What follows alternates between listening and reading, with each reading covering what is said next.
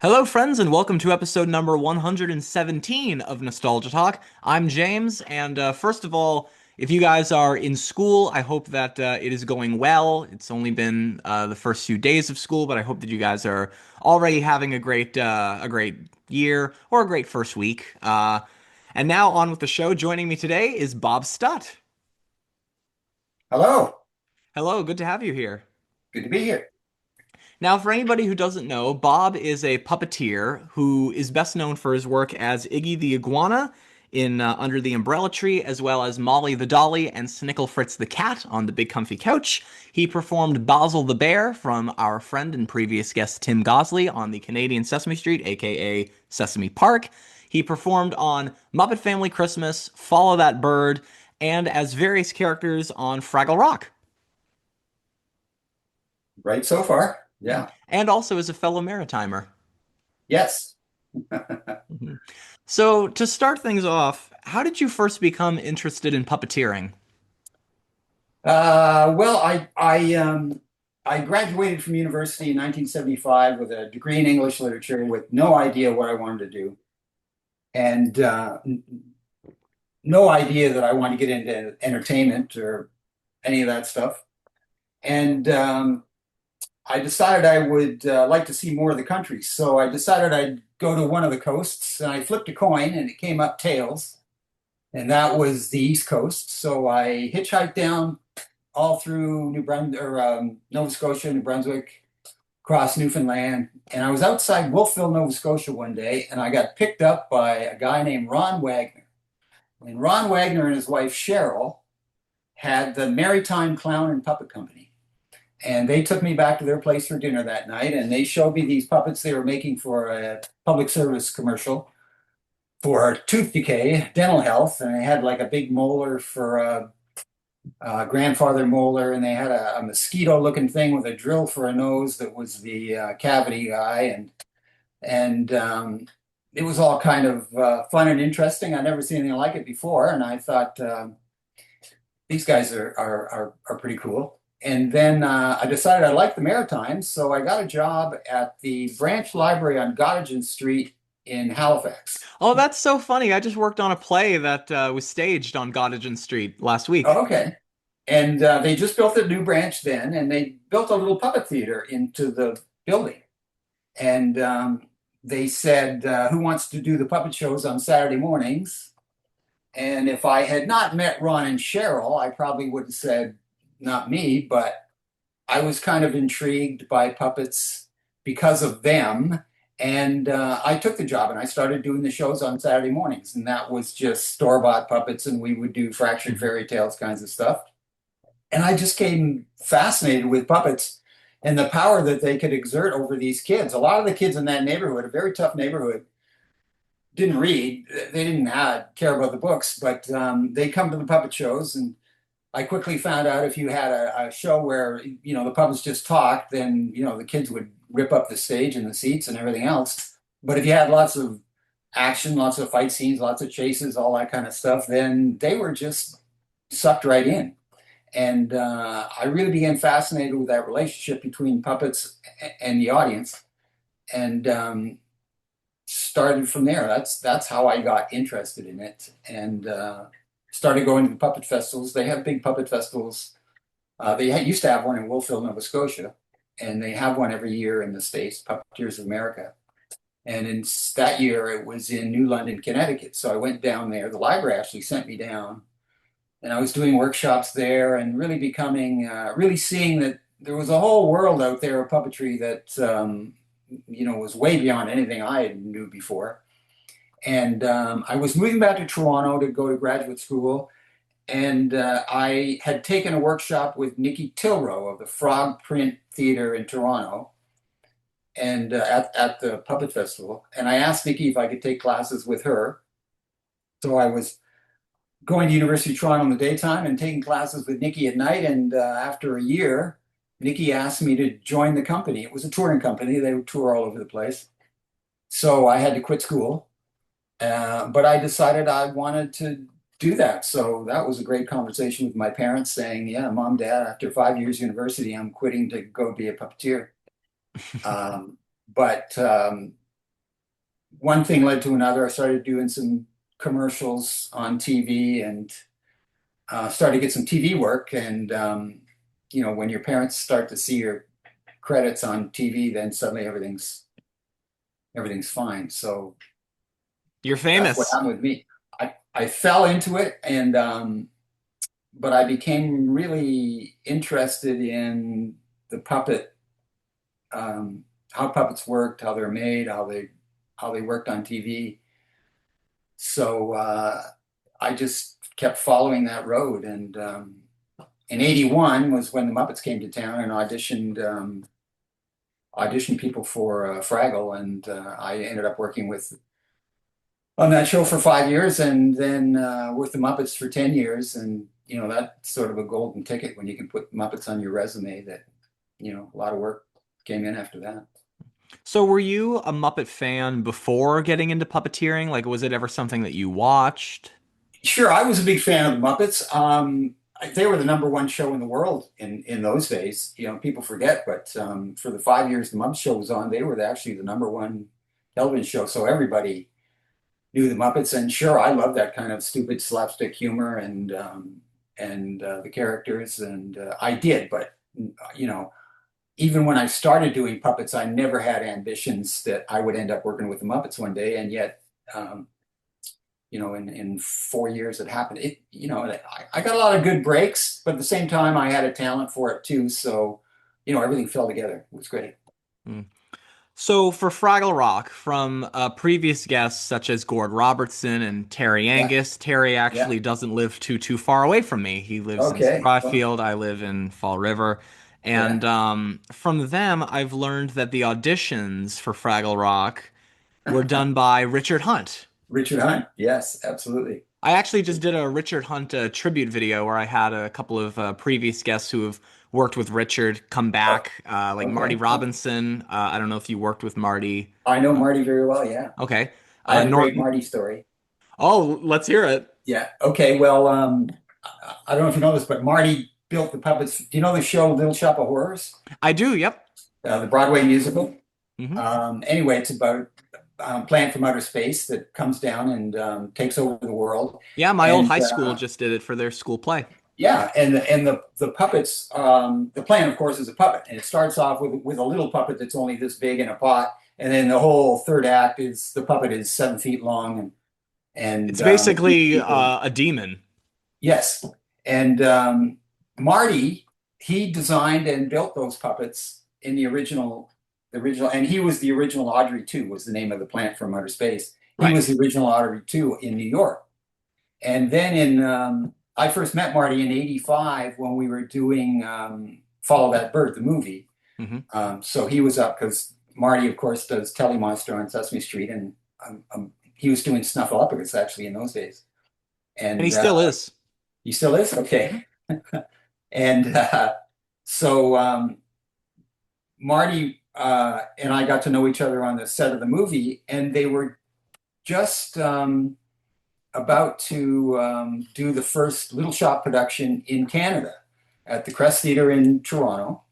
And so Marlene Stewart, who was producing the show, asked Marty who could do the puppets, and Marty recommended me. So I ended up being the puppeteer for the first Little Shop of Horrors here in Canada. I did the show 127 times.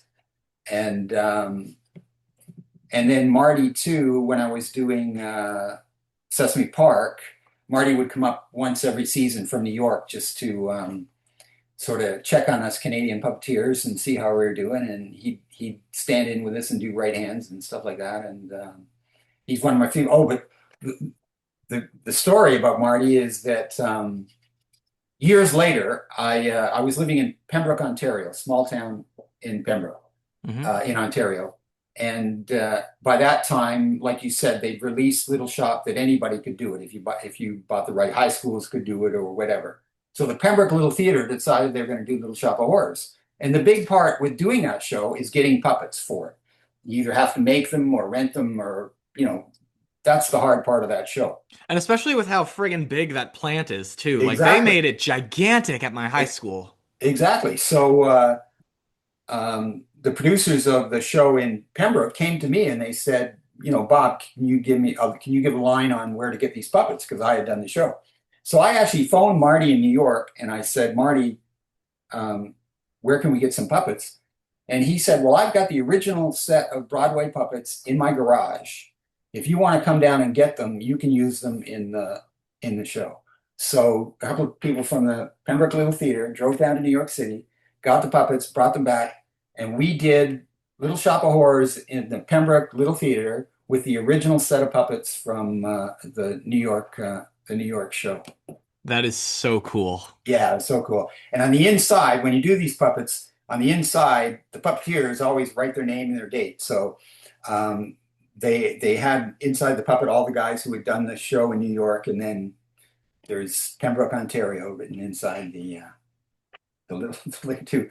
I think they had a good time at the border when they were crossing and trying to explain what the heck it was that they had in the back of the truck. But yeah, So yeah, Marty came back for the Richard Hunt video. Norman Stiles, who was the head writer for Sesame Street, he came back. yeah. Norman used to come up. I was a writer on the Canadian Sesame Street, so Right, Norman would yeah. come up every year too and do a little workshop for us too. He and Christopher Surf. Yeah, Yep, yeah, both good friends of mine. yeah. I love those guys. And the other one who came back was Muppet Show puppeteer Louise Gold.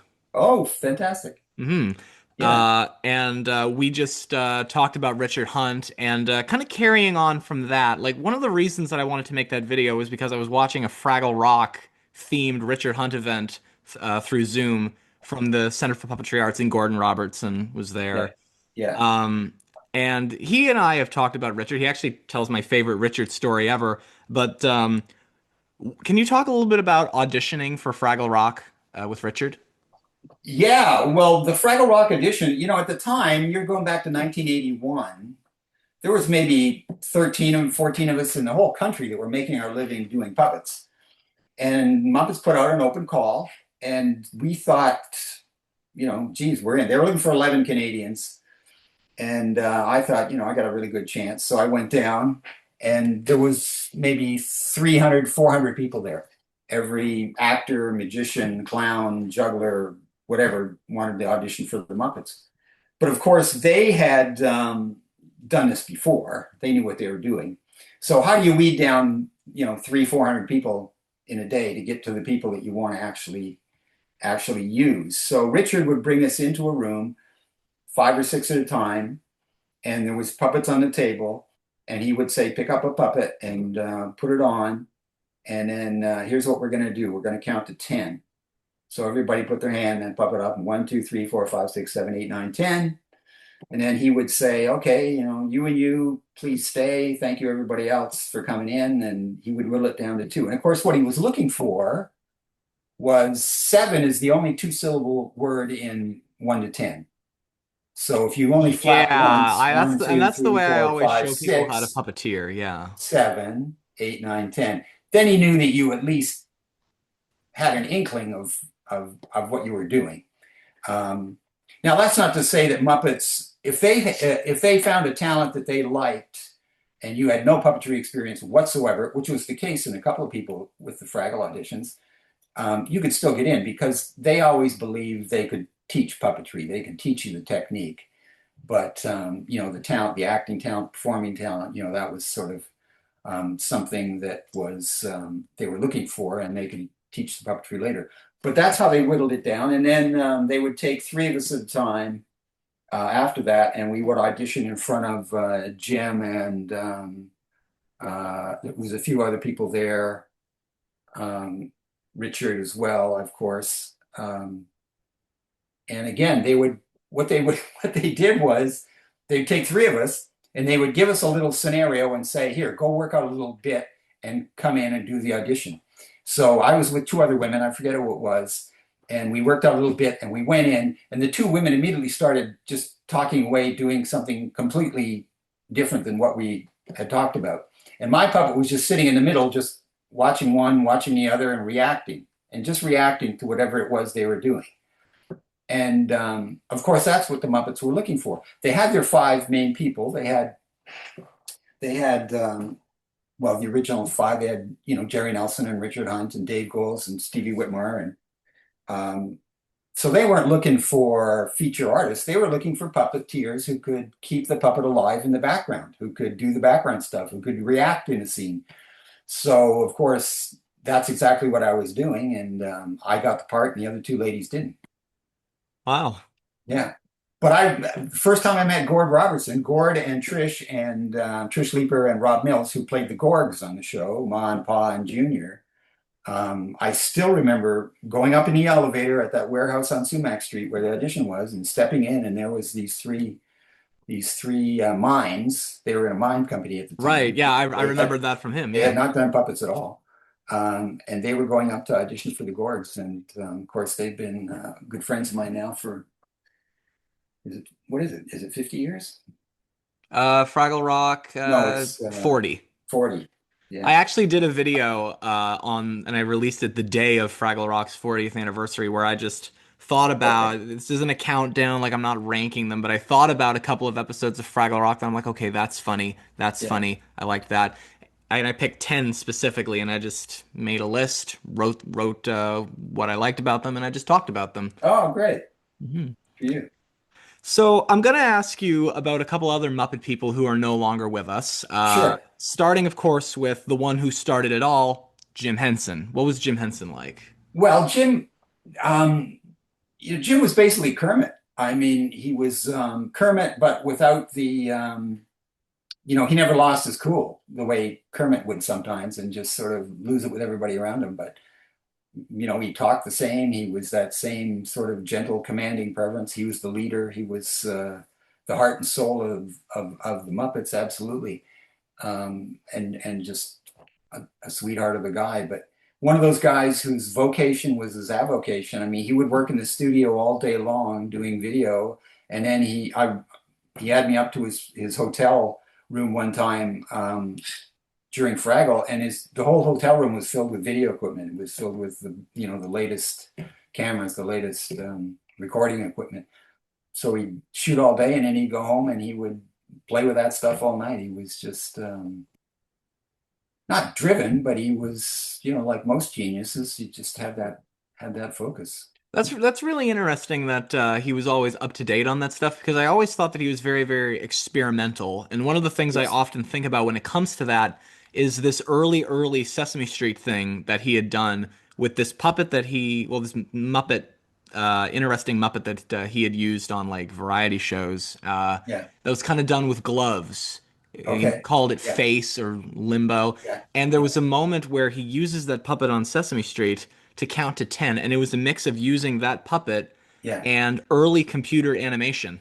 Yes. Yeah. And after Fraggle, he did the Jim Henson Hour, Right. and he was the first one to ever use what's called a Waldo, which is, again, you've got a mitt that's connected to a computer, and then there's a computer graphic on the screen, and you can make it move and talk. It didn't work all that great, but you're absolutely right. That's exactly the case of Jim sort of being ahead of the technology and trying to use it before, in a sense, it was really ready. If he had had a chance to make Dark Crystal or Labyrinth now with the capabilities and CGI and stuff, the movies would be totally different. But he had this vision that you're right. It was basically ahead of the head of the technology of what he could actually do. And for the play I was just talking about, like when it came time to promote it, it's like, okay, how do we make promo posters? And they just all looked at me because they knew I had a bit of a background in tech. And Yeah, so I'd make these promo posters for them, and one person asked me, "How long did that take you?" I'm like, "A minute. yeah, I've done it before. It took me a second." yeah, yeah, So, with Jim being a leader within the Muppets franchise, of course, when yeah, it comes to the Fraggle Rock characters, the de facto leader of that whole group, the least fearful was definitely Gobo, yeah, which, of course, is one of the most major characters in the Muppet realm, performed by the great Jerry Nelson. I mean, his best known character, of course, is the Count. The Count was a main character, but never was a major character. Gobo was like the star of Fraggle Rock. What was Jerry Nelson like? Well, Jerry, again, Jerry was such a sweetheart. And um, and I find this with most puppeteers that um, they're really, because they're not that well known, their characters might be really well known, but as people, they're not. So Yeah. there's no star aura around them or anything like that. And Jerry was the most, of course, down to earth guy you'd ever want to meet. And just a fabulous voice. I mean, he could do anything. He could sing anything. He'd do anything. Whenever you hear a Jerry Nelson character, you know immediately that it's Jerry doing it. But he's such a good actor and such a good voice performer that each one sting. I mean, he can go, like you say, from the Count to Robin, the Kermit's nephew, and uh, so Jerry was. I'd say Jerry was the most versatile of all the performers. Oh yeah. At the same time, Jerry had the most unique mouth sing. Here I am talking about double syllables or seven. Jerry could care less about the mouth sync. I mean, if you watch his Yeah, mouth well, sync, when you were talking about that's what I was thinking about because, especially when it comes to counting, of course, Jerry was the count, and yeah, a lot of the time, I have noticed that the count or any of yeah, Jerry's characters do tend to skip a few syllables. So oh sometimes yeah, when the count says seven, yeah, sometimes it'll look like sev. yeah, yeah, yeah, and that was just Jerry's style, and it worked. It worked for him because the character was so great and so believable and so real that you just your mind just skipped over it and let it go. But yeah, each of the guys had their own manipulation techniques. Um, Whereas both Steve Whitmire and Dave Goles were their manipulation is just absolutely flawless. It's just they're always trying to new things and all that. Whereas Jerry was and Jerry never took it too seriously. Very professional, um, but it was puppets to him, and it was this, and he had a lot of other interests. His music was a big thing with him. Yeah, he put out an album. Yes, yeah, yeah, and of course, if they had musical guests on Muppet Show, it was always Jerry always got a feature with them because he was the most musical. Well, Steve as well, but Jerry was the most musical of the group, and of course, he was around from the very very early days. After Frank, he was the next puppeteer hired, I think, by the Muppets. Mm. Another person, also named Jerry, who is a very, very important part of Fraggle Rock, is somebody who I don't really think gets a lot of love. Yeah, Jerry Juhl. And to all yeah. of our listeners, announcement: I had a lot of fun doing my Richard Hunt video, and I Yeah. thought to myself, I would love to do this for other Muppet people, and I'm gonna do the same.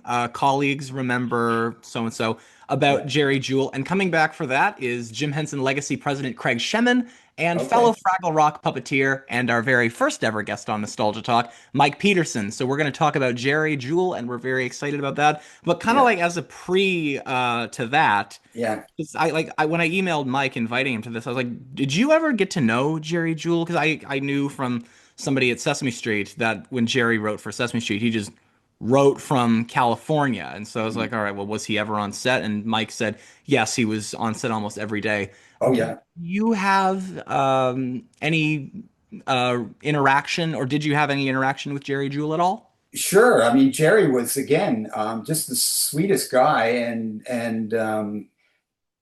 it, anytime you want to talk to Jerry, he was happy to sit down and talk to you about anything. But you're right. Jerry was really the heart of the Muppets Oh yeah. because it was his writing. He was the head writer on Fraggle. He was the head writer on Muppet Show, and his sensibility. And he actually started out. I think he puppeteered originally. Yeah, he was a terrible Grinderfall, the witchiest witch of them all. Yeah, yeah, and but he got out of it and he got into the writing, and um, he was just so good at and so funny.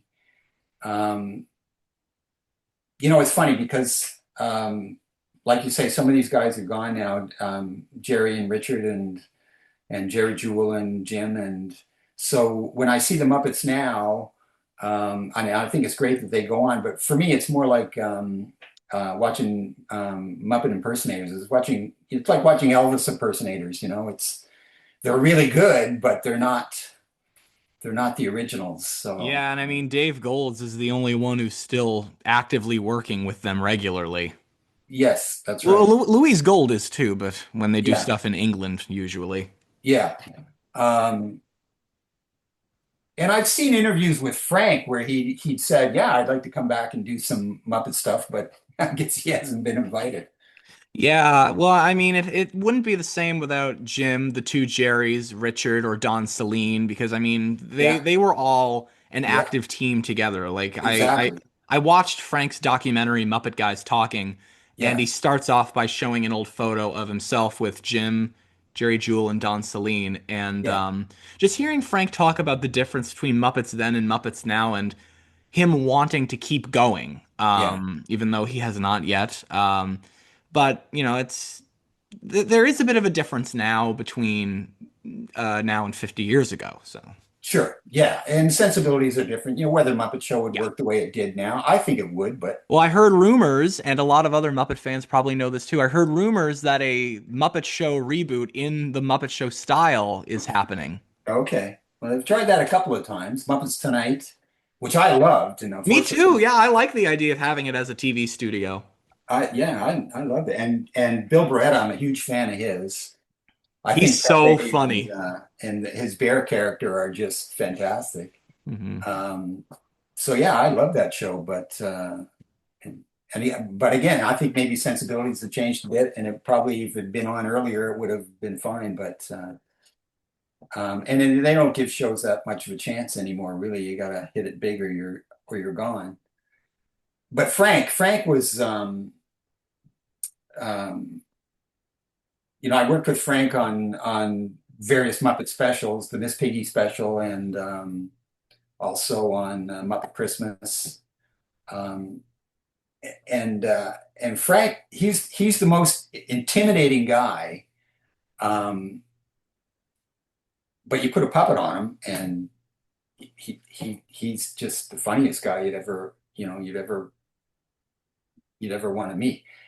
And especially Miss Piggy, when he put Miss Piggy on, and she goes after the crew and everything, it was just, I mean, just hilarious. So anyway, we were doing the Follow That Bird movie, and Frank was directing the movie of Little Shop of Horrors at the time. So he could only come for the first week of shooting on Follow That Bird. So they asked me to do all the Grover stuff Oh, in that film, and then Frank would dub it in later. it's funny So actually. In the first trailer, I did notice Grover sounded a little different. yeah, and in fact they did use my voice a few times because I was doing my Grover impression, and they used my voice a few times. Um, but they dubbed a lot of it. But I still remember, I was just this young kid, sort of. I'd worked with all the puppeteers, but that was the first time I'd sort of worked with the Muppet characters themselves, the Sesame Hmm. Street characters themselves. And so when they asked me to do Grover, I was in quite a state. And I go to Frank and I'd say, Frank, you got any tips for me? Anything you want to tell me? And he just looks at me with that 1,000-yard stare and he says, "Be funny, but not too funny." So that That was that okay, Frank. reminds Okay, that reminds me of a story that Noel McNeil told me when he was right-handing for Cookie Monster. And yeah, one of the things that Jim always did was he would let the right hand have more of the action. And Frank was not so much like that. So yes, Noel would put his right hand over Cookie's left hand, and Frank yeah, would kind of take it and be like, "Me like to be on top." yeah, yeah, yeah. Jim was much more of a diplomat. And Jim, the amazing thing about him, he could look at a scene in Fraggle with all those little Fraggles in the background and the action in the front. He's directing and he's looking at the replay and he would say, who's that up there in the corner, the very back?" And somebody, put up there, who's doing that little, and put up your hand and say, "Oh, well, don't do that. Don't do that." So he didn't miss anything. Yeah. So were you invited back to do the Fraggle Rock reboot, Back to the Rock? No, Oh no. I wow. think Frank Meshkalite's doing it. Frank Meshkalite did it, yeah. Gordon And, Robertson told me he was invited back, but he's like, yeah, I'm not going to be available. Terry Angus was invited back. He couldn't do it. okay. Yeah.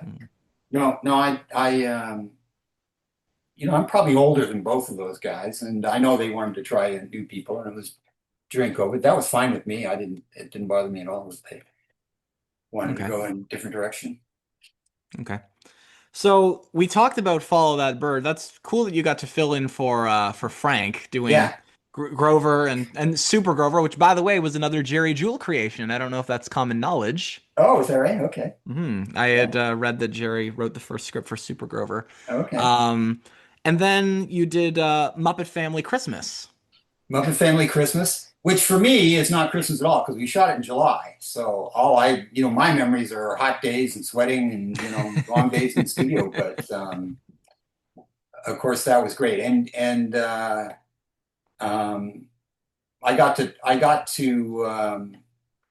trade off on a lot of different characters in that because there was a lot of crowd scenes where everybody was together singing carols or whatever. So, Hmm. I got to do Statler and yeah, which was really fun and a lot of right hand stuff. I did a lot of right hand stuff for Dave and for Jerry, um, which is basically a master class in puppetry because you get to hang out with those guys and like you say, they tell you what they want and what they don't want. Um, but yeah, Muppet Family Christmas. It's funny. I was just last year. I was walking the dog in the middle of winter and past the house, and I look in. They got their giant screen TV, and they're watching Muppet Christmas. And it's one of the scenes where everybody's slipping at the door on the ice. Look out for the icy patch. Yeah, and I'm looking through the window, and I'm thinking, yeah, that's a scene I worked on 40 years ago. I don't know, it just struck me as really funny that something I did then is showing up, here on that day in the future.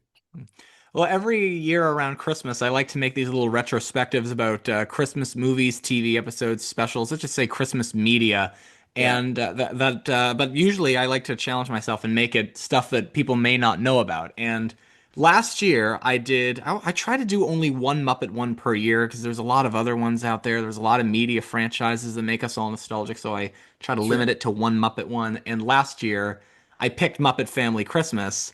And as Okay. I was writing it and preparing it, my friend sent me this video. Best Muppet running gag ever. Be careful of the icy Oh patch. yeah, yeah, yeah, yeah. Actually, the first special I did with the Muppet characters, like I said, I'd worked with the puppeteers before, but the actual characters was the Miss Piggy special, Hmm. and that was one of my favorite things because, um, and again, the conceit was that they were in a TV studio and Kermit was directing, and so they had a control room set. And one day they were in the control room, and Kermit's there, and Fozzie's on one side, and Gonzo's on the other. And I was just watching. I wasn't in the scene. I was just watching. And they were always taking a break to change the lighting or whatever. So Jim came out from behind the set, and he had Kermit on, and he sees me, and he comes up to me, and he hands me Kermit the Frog. And I'd always heard that nobody else put Kermit on. He hands me Kermit the Frog and he says, "Bob, put Kermit on and hold him up in the shot. I want to go in the control room and look at the lighting." Um, sure, Jim. So next thing I know, I've got Kermit the Frog on my hand. I got Fozzie Bear on one side. I got Gonzo on the other. And of course, when you're puppeteering, you've got a monitor so you can see exactly what you're doing. Right. So I'm holding up Kermit in the middle. And then, the word comes in, okay, we've checked, everybody take a break. And I'm still up there because the cameras are still on. And Frank Oz says to me, he said, "Bob, you can put your hand down." And I said, "Frank, when am I ever going to get Kermit the Frog on my hand again? I'm leaving him up here I'm for gonna long to enjoy take off of his this. hand." Yeah. So it's only Muppet people who really, get that story, but that was one of my absolute great moments for me to have Kermit the Frog on between Fozzie and Gonzo. Well, we've And been talking about all these Muppet legends like the two Jerrys, Jim Henson, Frank Oz, Richard Hunt, Dave yeah, Goelz. And on Follow That Bird and Muppet Family Christmas, another person who sadly is no longer with us, but was a very important part of just the Muppets in general to us fans, was Carol Spinney. yes, Hmm. yeah, yeah. I mean, the Muppets are full of sweet guys, but boy, he's right at Hmm. the top of the list. Hmm. Um, so for Follow That Bird, one of the first scenes we shot, the film opens, I think, with the Grouch anthem, The Grouch Anthem, yes. with a huge American flag, and then there's all these Grouches singing along with them. So I was one of the Grouches doing that scene, and so I had a copy of the little I should show it to you, of the little book that came with the Muppet traveling display, the what do they call it, the Art of the Muppets. Oh There's yeah, a yeah. little, I have that book too. yes. Well, I've got mine signed by everybody, Oh wow. and yeah, Carol Spinney signed it for me, and thanks Bob for being a Grouch, and he gave me a big bird feather, so I've got the big bird feather in there too, and yeah, he was one of those guys that if you had a conversation with him, he seemed as fascinated with you as you were with him. He wanted to know what you were doing, and what you're up to and how you got here, all that. And he would. That's just yeah, yeah. I really miss him too. Mm. Reminds me a little bit of Steve Whitmire. Steve is a little bit like that with me as well because I was doing a project for school, a documentary in my film class where it was like, okay, just a documentary about you. And so I decided to make it a little bit about my interest in the arts, Okay. puppeteering, film, video, Yeah. and how I kind of use that together. Yeah. And I messaged Steve Whitmire and I said, can I mention that that I communicate with you and that I've seen you perform live? I'm just Yeah. wondering if you'd be okay with that. And not only did he say yes, but he says, "What film school do you go to?" Yeah. And I was like, "Cool, it's Kermit the Frog's asking me what film school I go to." Yeah. Yeah. Have you talked to him lately? Actually, recently, yes. Yeah. I What's haven't he up had to him on these this days? podcast yet. Okay. I'm hoping to one day. Hi, Steve, if you're listening. Yeah. Well, if you're talking to him, say hello from me. I will definitely do that. Haven't seen him in 40 years. Yeah. Now, he speaks very, very highly about a lot of the Muppet performers. Oh yeah. Hmm. Oh sure. He and Dave were really especially close, and um, but yeah, Steve. I mean, his manipulation and his voice work and his musical talent. I mean, first class all the way. That's for sure. Hmm. Yeah, So, as I mentioned in the intro, you took over Basil the Bear on I Sesame did. Park. Yeah, yeah. I'd been writing for Sesame Street for quite a while, and So I you had never been on. puppeteered on Sesame Park before? I well, it was originally um, just Canadian Sesame Street. It was Sesame Street that had pulled all the Spanish stuff and put in our own French stuff. Hmm. And then Sesame Street decided to franchise, and Canada was the first franchise to get their own Muppet characters. Um, and then we added them, and it was just after that that they changed the whole format and made it into Sesame Park. Um, and uh, Tim did it. I don't know. Did he do the first 4 years or something? 3 years, 4 years? But then he was getting a lot of work in Montreal where he lived, and he decided he didn't want to do the commute anymore. And so they asked me to take over Basil, and also Rob Mills didn't want to do Dodie anymore, and Noreen Young took over Dodie. Pierre Paquette did Louis the whole time. Um, so yeah, that was really fun because I'd always, within the Muppets, my reputation was always, if somebody was away or somebody was sick or somebody, if was doing, say, two of Jerry's characters were in the same scene, they would usually hand me the other one just because I was really good at manipulating people's styles and sort of imitating their characters. So I found it really easy to step into to Basil because I had worked with Tim for years and knew how he liked to do things. And so basically did my Tim Gosley imitation as Basil the Bear for several years, 5 or 6 years, I guess. Yeah. And in your time doing Basil, another very special thing that you got to do was the Mr. Dress Up Holiday Special. Yeah. Yeah. Well, we used to have Ernie used to come on Sesame Park every once in a while, and so yeah, Rob Mills wrote this Christmas special for him, and he included Basil, and so got to work with Ernie. But of course, their studio was right next door to ours, so that was easy.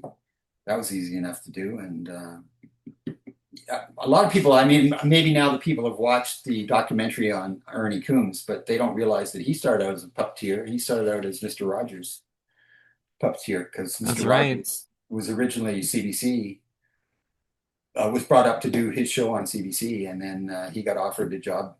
They offered it to him on PBS, and he went back to the States, and um, CBC said, "Well, what are we going to fill in with?" And um, Fred Rogers said, "Well, Ernie is fabulous. He should do something around him." So that's how they came up with Mr. Dressup. And what was Ernie like? Again, And just for the listeners, we're talking about Ernie Coombs, not Ernie Ernie from Coombs. Sesame Yeah, Street. not Ernie from Sesame. Ernie Ernie Coombs. Coombs is Mr. Mr. Dressup. Dressup.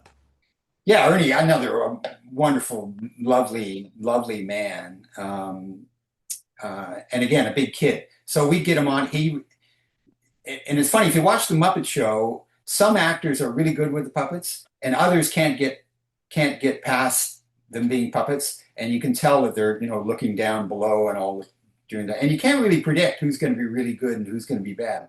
But Ernie was fantastic with puppets. He really bought into it. He really believed that Basil and Louie were there acting with him. So he had that ability to be a kid whenever he wanted to be, which is essential in if you're going to be a performer.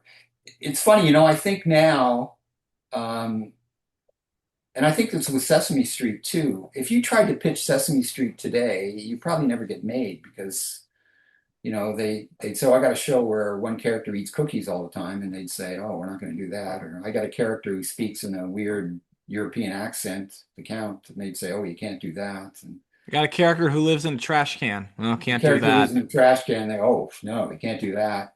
And the same with Mr. Dressup, you go, oh, here we got a middle-aged man who invites kids in to play with the tickle trunk. Well, they probably wouldn't greenlight that today, and yet the show ran for Especially with a name like Tickle Trunk. Yeah. yeah, yeah. Yet the show ran for 30 years. Yeah. Yeah, it went on a while. Yeah. I did see that documentary. Mr. Dressup was a little bit before my time. It did air in reruns when I was a kid. Yeah. I think around the time that I was born would have been when he had passed How old are you? away. I am 26. Okay, yeah, sure. So I'm watching this documentary, and I mostly just remember Mr. Dressup being engaging in a very Mr. Rogers like way. Yes. And so I'm watching this documentary, and there is a difference between the two. I mean, Mr. Rogers spoke in a very, very calm demeanor. Mr. Dressup, while did the same, had more of an excitable Yeah. approach. Yeah. Yeah, and it's two different generations of television as well. I mean, Mhm. and this was the genius of Jim Henson. Like Mr. Dressup, Mr. Rogers, Friendly Giant, Kukla, Fran, and Ollie in the States. If they had puppets on the show, they were always in a puppet stage, or they were behind a proscenium, or they were behind the couch, or they were all of that. Whereas Jim's genius was get rid of all that, and the camera frame is now your puppet stage. So the puppets could suddenly just play right to the camera.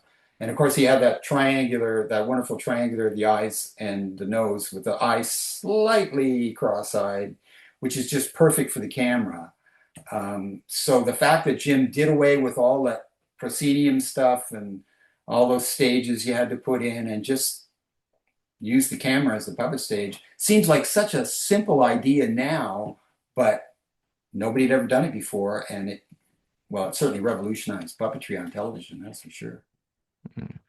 Talking about being behind the couch, I'd love to move on from the Muppets a little bit and talk Under, about the big comfy couch. yeah, Actually, before I get to that, I have something really cool that I want to show you. okay, So, my sister used to live in New Brunswick because she went to Mount Allison. She actually just started up at UPEI this week. okay. And once she got to Mount A, she told me that she and her friends had come across a chocolate shop that was owned by Edward Knuckles.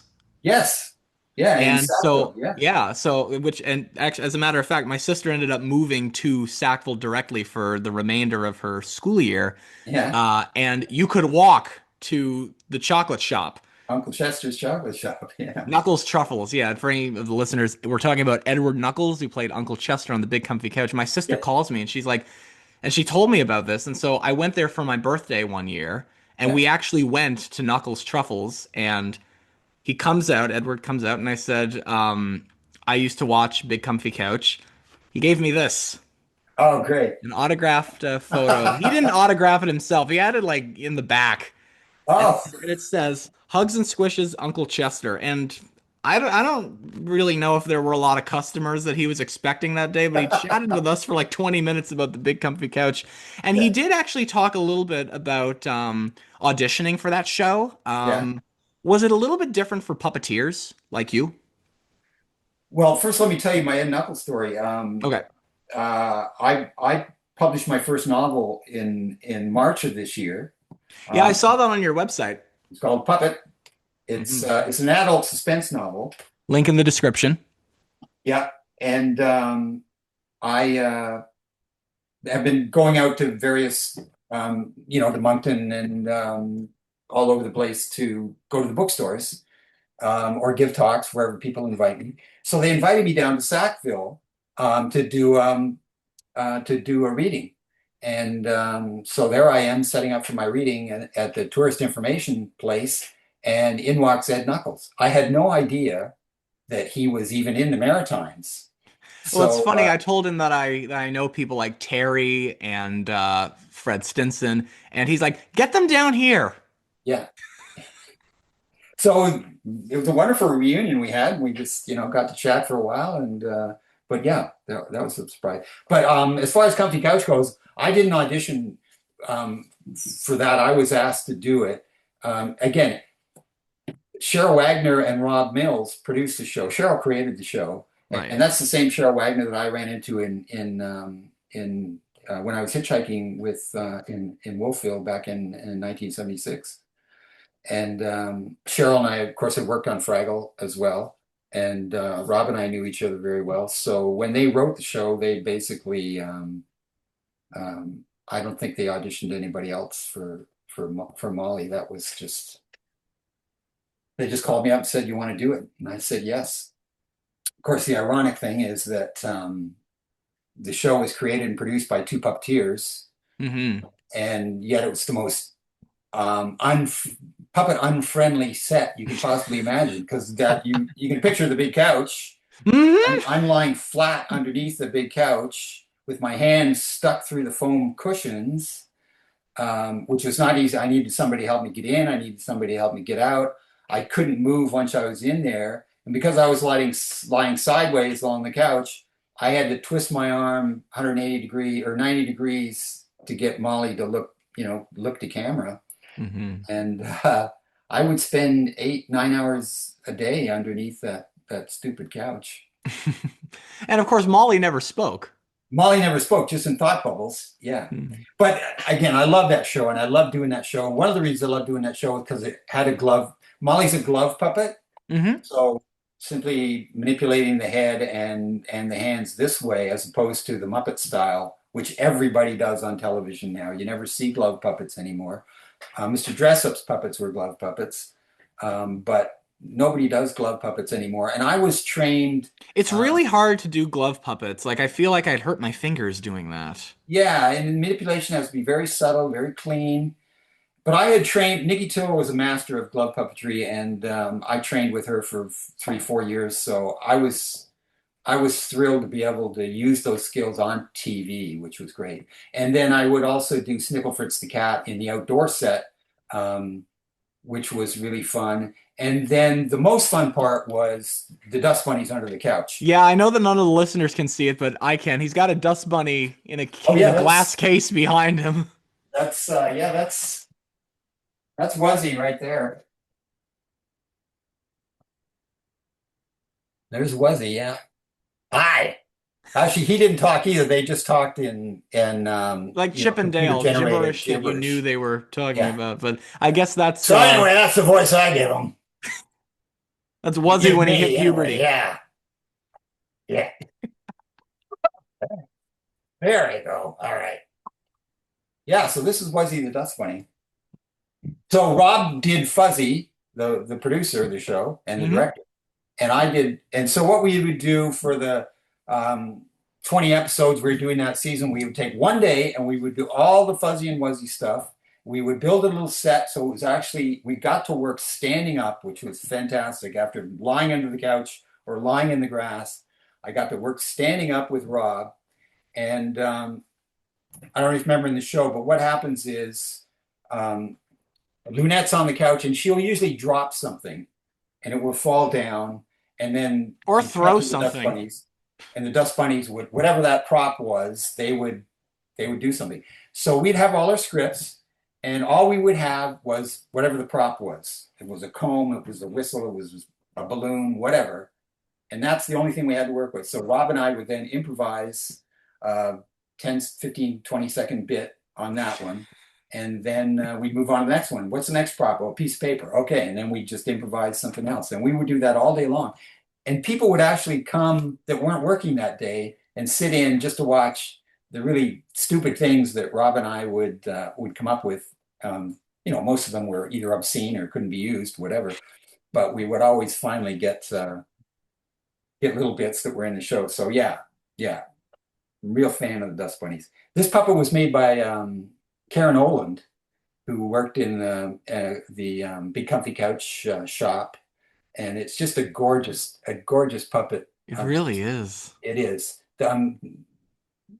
Karen Velo and Caitlin O'Reilly and all those who worked in the shop for the Sheep Shop, it was called, for Radical Sheep Productions. And then Karen one day didn't show up for work, and they went to her apartment and found her. She died of an aneurysm during the night. So Oh, God, I didn't know that. yeah, that was just a terrible, terrible time. But she made. I've got this to remember her by. Yeah. Hmm, that's sweet. Another very popular role you did, and a lot of people were talking about this when I announced it on Nostalgia Talk social media. Like when I announced I was going to be talking to you, this was a Yeah. big topic of conversation in the comments. Under the Umbrella Tree. Yeah. Yeah. And he's got Iggy right And behind him Iggy's right too. here too.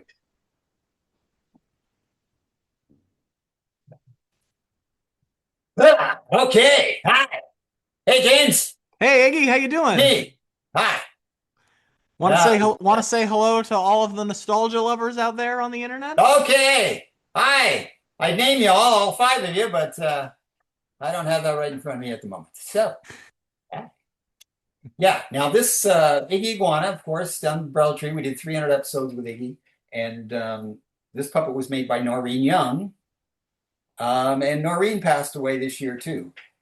Um, so, yeah, we're losing a lot of the really good ones, that's for sure. But yeah, I wrote 80 episodes of that show as well. And actually, that's how I got started writing. Noreen, the producer who created the show, asked me if I would like to try writing scripts for the show, and I ended up doing 80 of them, which was really fun as well.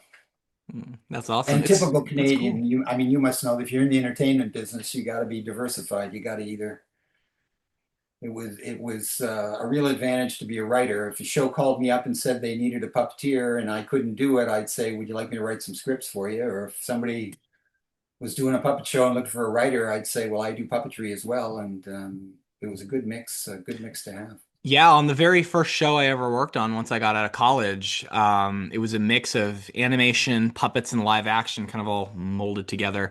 Okay. And there were scenes that called for puppets, and the person who brought me on to that show is a good friend of mine. He actually was a previous guest on this show, and Yeah. he knew that I was skilled as a puppeteer, and they were like, "Okay, we need some extra hands." And he was like, "I know someone," so he asked me, "Would you like to come work with us?" I said, "Sure, yeah, I have another job, but we can make it work." Yeah. And I'd actually just graduated, and so I was doing different film jobs at the time.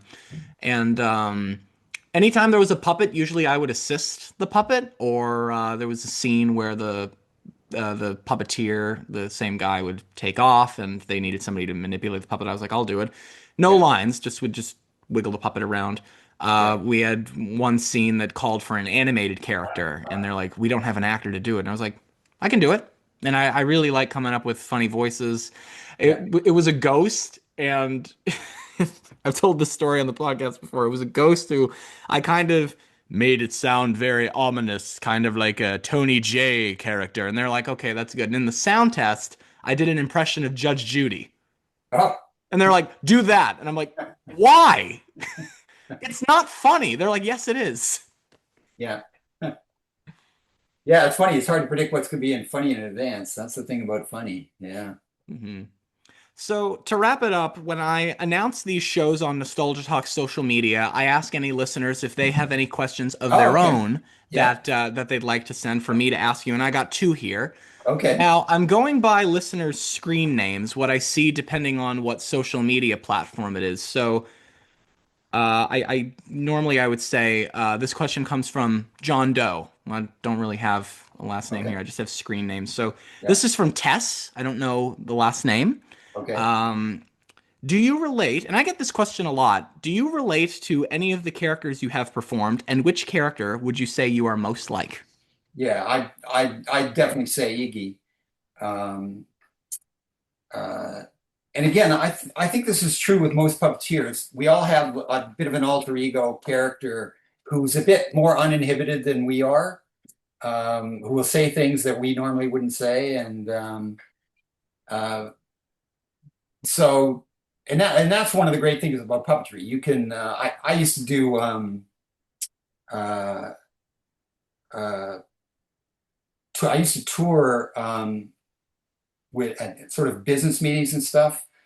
So you might be doing a business meeting with the president of the Bank of Montreal, and the puppet could come out and insult the hell out of him. You know, take apart his clothes and all this guy.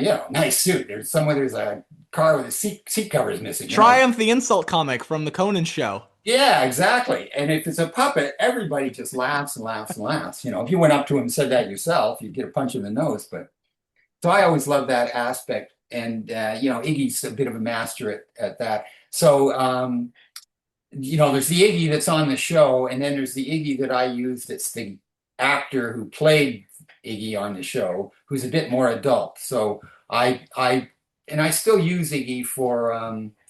I did an event in Moncton just a little while ago for John Batt, the Canada.gov Instagram site, and I've emceed weddings with Iggy, and so yeah, I definitely he's the guy that Basil.